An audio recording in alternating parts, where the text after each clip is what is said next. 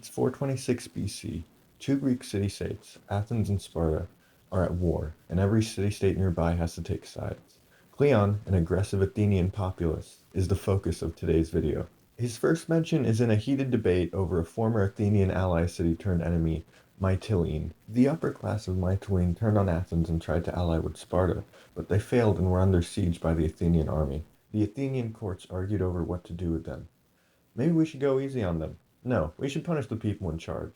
Over all this, Cleon yelled out, "Hey, we should kill all the men in the city and enslave the women and children." The people in the court looked at each other and, naturally, yelled in unison, "Hell yeah, let's do that," and they sent a ship to execute the city. The next morning, the assembly reconvened, presumably quite awkwardly, and asked themselves, "Do we really want to kill all the men in a city and enslave all the women and children?"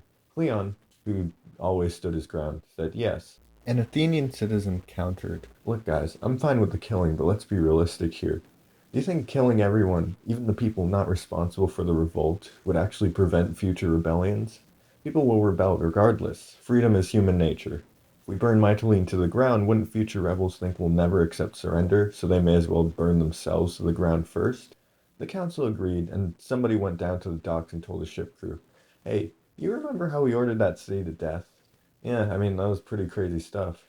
So we changed our mind. We don't want to kill them. We need to catch up with that ship and tell them new orders." The murder ship, not too eager to carry out their orders, had been going so the second ship caught them and gave them the news pretty quickly. So Cleon was stumped for now, but he continued participating in the courts in the future. Demosthenes, an Athenian advisor, had his eyes on a beach near Pylos.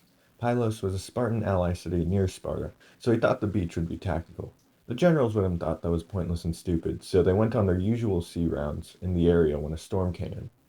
The crew took port at a beach near Pylos, and Demosthenes again tried to convince the other generals to reinforce the area, but they still thought it was stupid, so they all sat around and did nothing for a few days. One anonymous soldier, bored out of his mind, started lifting rocks and chopping wood on a whim. The other soldiers asked, "What are you doing?" And he said he was reinforcing the territory. The other soldiers, also bored, decided to join in, and before you know it, the entire army was swarming the area, building up walls and digging in coves until it was defensible.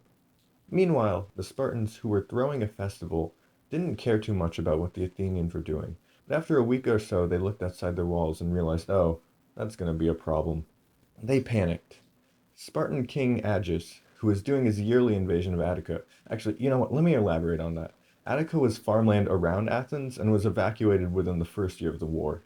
This didn't stop the Spartans from invading it every year and, I don't know, being annoying. The economic effects were pretty minor and are barely mentioned in historical records, and Athens had like docks and trade through sea. They never seem affected, and if the Spartans wanted to provoke the Athenians, they failed because the Athenians never really responded. Sparta did this most years of the war. Who knows what their deal was? Anyways, the king quickly returned and gathered the army to take the Athenians by sea. The Spartans would storm the beach with ships, land before the Athenians could kick the ships and take the land. The first problem was that the Athenians and Spartans had opposite strengths. The Athenians had the greatest shipbuilders and were unbeatable in water combat. The Spartans were soldiers trained from birth and succeeded at land combat. This battle would flip that. Athenians on land and Spartans in the ocean. The Spartans, however, had numbers, since few Athenian reinforcements would arrive on time. Demosthenes rallied the troops and blocked off one area he predicted the Spartans would land on. He prayed. Crash! The Spartans arrived, right where Demosthenes predicted. Because of his plannings, the Spartans could only dock a few ships at the time and couldn't use the full force of their fleet. The few ships that tried to dock would get pushed back into the sea. Some Spartans tried to dock on a rocky harbor nearby to let troops disembark and resist the Athenians, but the Athenians caught them and kicked them out. The attacks continued for a day, but eventually the Spartans gave up and held the beach under siege from the sea. The Athenian reinforcements finally arrived and took the harbor. The Spartans holding siege fled, and the Athenian ships took chase, capturing a few ships at the cost of massive casualties for both sides. At the end, the Athenians held the harbor and a nearby island, holding Pylos under siege. The Spartans were in a bind. They had a reputation as people who would never back down, but with Pylos under siege, Sparta was in real danger. Before, when Athens was losing, they had tried to negotiate for peace, but Sparta had refused to negotiate. Now that Sparta was losing, their demeanor changed to, maybe we should reconsider that. They sent a group of envoys to convince the Athenian court. The Athenian assembly, now that they were winning, thought peace would be available at any time, and Cleon convinced them to hold off.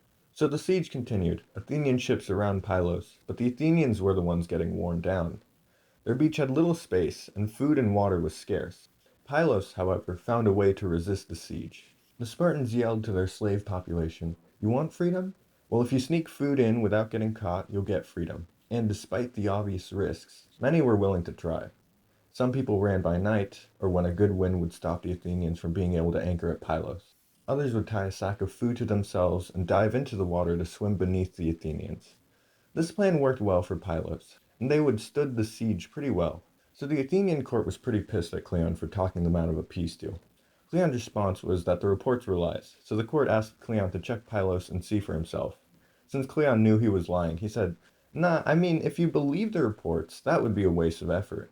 Besides, if our generals were men, this wouldn't even be a problem." The generals responded, "Okay, if you feel that way, why don't you lead the troops?" And Cleon said, "Sure, dude," until he realized the general was serious. He tried to back out, but the court was like, "No, no, no, you promised."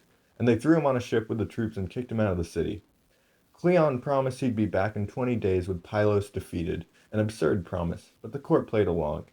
In their view, either Cleon dies and they don't have to deal with him anymore, or, by some miracle, he takes Pylos. The night Cleon arrived near Pylos, some Spartan soldiers, who were cold and trying to cook, lit the Pylos outposts on fire. Demosthenes could now see how many Spartans were at these outposts and their layout. They had three groups: the center near the ocean with the most troops, and two smaller posts, one near the Athenians and the other near Pylos. The Pylos group had a stone fort in case of retreat. At night, some 800 Athenians sailed to the first post and, undetected, docked and stormed the area. Caught unaware and overwhelmed by numbers, the first post was toast. The other Athenian ships, including 700 archers, landed and got into position. Archers climbed the high ground behind the Spartans and foot troops stood on the side. Heavy infantry stood in front of the post. The Spartans woke up and, seeing an entire army marching towards them, got armored and in position. The Athenian heavy soldiers stood still, and the foot soldiers hit the Spartans from the side. Even if the Spartans hit the light troops, they would run away before the heavier troops could knock them out. The lighter troops, encouraged by their superior numbers, shouted, kicked up dust, and set fire to scrap wood to distract the Spartans. Completely outplayed, the Spartans banded together, surrounded. Their only hope was the fort near Pylos, so they ran through the Athenian soldiers, knocking them down in a mad dash to the fort. The Athenians ran after them, hollering and attacking as best they could, killing a few, but most Spartans made it. The Spartans were out of reach.